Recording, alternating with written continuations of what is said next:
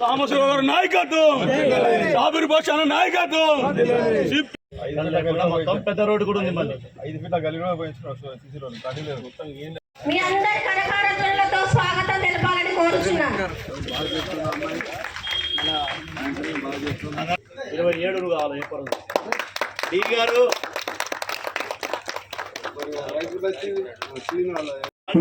All departments అందరూ కూడా దయచేసి ఏమనుకోవద్దు.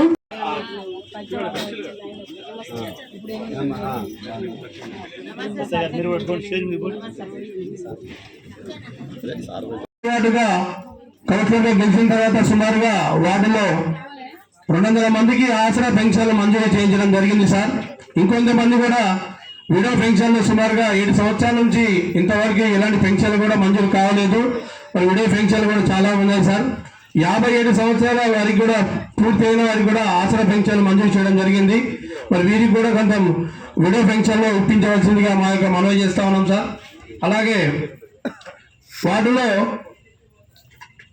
గతంలో సుమారుగా మా వార్డు నుండి కళ్యాణ లక్ష్మి కానివ్వండి, షాదీ ముబారక్ కానివ్వండి, అందరికి కూడా సుమారుగా 85 మందికి ఎలాంటి ఇబ్బందులు లేకుండా అందరికి కూడా మనము ఇప్పించడం జరిగింది సార్. అలాగే మీ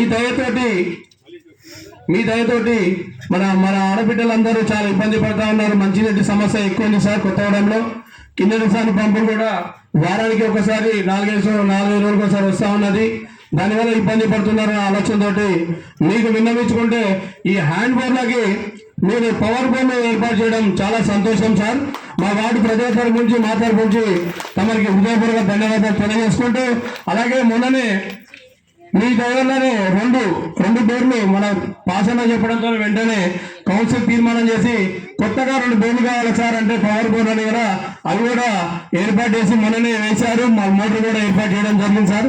మీ చేతుల మీదుగా అది ప్రారంభోత్సవం చేద్దామని ఆశతో ఉన్నాము. థ్యాంక్ యూ సార్, ధన్యవాదాలు సార్. నగరు భగత్ సింగ్ కాలనీ ఈ ప్రాంతంతో కొద్దిగా మేదర బస్తీ కలిసినటువంటి 19వ వార్డు ఇది. మరి ఆనాడు ఇప్పుడు మన ఎమ్మెల్యేగా ఉన్నటువంటి సాంబశివరావు గారు అమరజీవి యూనియన్ కొమరయ్య గారి నాయకత్వంలో, సాంబశివరావు గారి నాయకత్వంలో పోరాడి ఈ ప్రాంతం అంతా, ఈ మేదర బస్తీ ప్రాంతం అంతా, కొల్లగూడెం కానీ, లెనిన్ నగర్ కానీ, ప్రగతి నగరు, అశోక్ నగర్ కాలనీ, ఈ ఏరియా మొత్తం కూడా ఎర్రజెండా ఆధ్వర్యంలో ఆ ధైర్యంతోనే ఈ కాలనీ ఏర్పాటు చేయబడింది. ఈ సందర్భంగా ఆ విషయాన్ని కూడా మనం గుర్తుపెట్టుకోవాల్సిన అవసరం ఉన్నది. మరోసారి ఈ వార్డుని అభివృద్ధి పరచడంలో మరి గతంలో సాంబశివరావు గారు ఎమ్మెల్యేగా ఉన్న సందర్భంగాని మొదటి నుంచి మన వాళ్ళే ఇక్కడ కౌన్సిలర్గా మరి గెలవటం, తర్వాత కూడా ఇండిపెండెంట్ కౌన్సిలర్ కూడా ఇదే నరసింహని నిలబెట్టుకొని గెలిపించుకోవడం జరిగింది. తర్వాత కూడా వారి నాన్నగారు కూడా మన పార్టీలో ఉన్నాడు.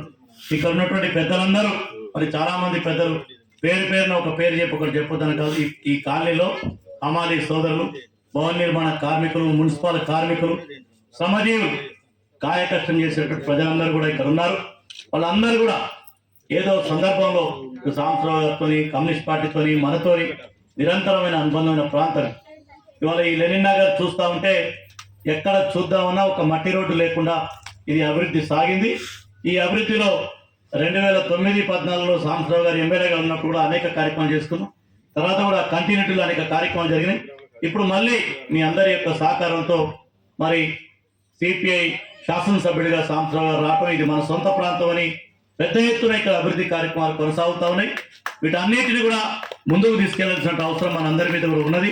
కుటుంబం కూడా వేరే కుటుంబం లేదు, అందరితో అనుబంధం ఉన్నటువంటి కుటుంబం, అందరం కలిసిపోవాలి. ఇప్పుడు కౌన్సిలర్ నరసింహ చెప్పినటువంటి అన్ని సమస్యల్ని ఎమ్మెల్యే గారి దృష్టికి హృదయపూర్వకమైన ధన్యవాదాలు తెలియజేస్తూ మీరు సెలవు తీసుకున్నారు. Thank you sir. ఈరోజు ఈ కొత్తగూడెం మున్సిపల్ లెనిన్ నగర్ తోటి మీకున్నటువంటి అనుబంధంతో ప్రతి ఒక్క కార్యక్రమాన్ని ముందస్తుగా దొంగసాటు కొనుక్కోవటం, అమ్ముకోవటం చట్టం రిజిస్ట్రేషన్ ఉండదు. కాబట్టి ఈ ఉన్నదానిలోనే బాగా అందమైన ఊరిని తయారు చేసుకుంటూ, ఈ ఉన్నదానిలోనే ఏదో వ్యాపారాలు ఎట్లా పెంపుదల చేయాలో ఆలోచన చేసుకుంటూ, ఆ విధంగా కొద్ది జనానికి పని కల్పించే విధంగా, జనాన్ని పెంచుకునే విధంగా చేస్తూ ముందుకెళ్దాం. మీరు మాత్రం పిల్లల్ని బాగా చదివించండి. మీరంటే ఇప్పుడు మీ మనవాళ్ళు వచ్చారేమో, మనవాళ్ళు మనవరాళ్ళు మా చదివిపోతే మానే మరి చదివిపోతే మానే అమ్మా. మంచి సలహా చెప్తే అది వేరేది ఉంటే అది అడుగు. చదివిమని మంచి ఉద్దేశంతో నేను చెప్తే కాదు తల్లి, అట్లంటే అట్లా కాదు, అట్లా అనుభవ అట్లంటే అట్లా. ఇప్పుడు ఇవన్నీ నేనేపించిన ఇల్లు మరి. అవునమ్మా, అది వేరు ఇది వేరు. ఇప్పుడు